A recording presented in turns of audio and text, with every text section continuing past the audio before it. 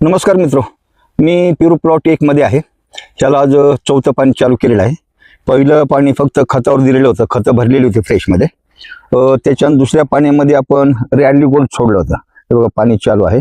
Rally gold हे सुद्धा मुलांचे अपटेक वाढवण्यासाठी हे केलं होतं. त्याच्यानंतर दुसऱ्या वेळेस फेरस डिफिशियन्सी भविष्यात येऊ नये यासाठी आपण खोडाला सुद्धा रेक्झोलिनचं ड्रेंचिंग केलं होतं. आणि गेल्या पाण्याला त्याला रेक्झोलिन 3 एकरमध्ये जवळपास 2 किलो सोडलेलं आहे.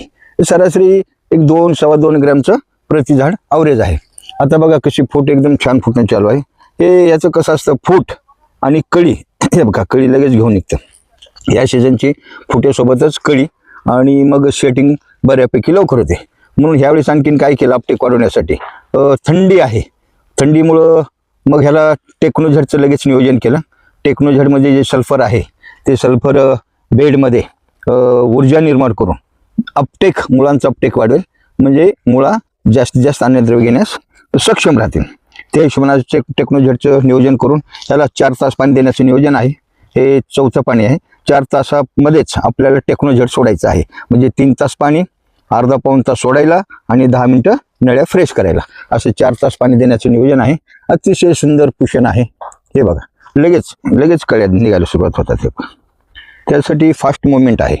त्यासाठी जे शेतकरी बांधव आहेत ह्या प्लॉटसोबत, त्यांनी उद्याचं टेक्नोझेडचं नियोजन करा, म्हणजे मुळांचा अपटेक वाढून फास्ट डेव्हलप होईल.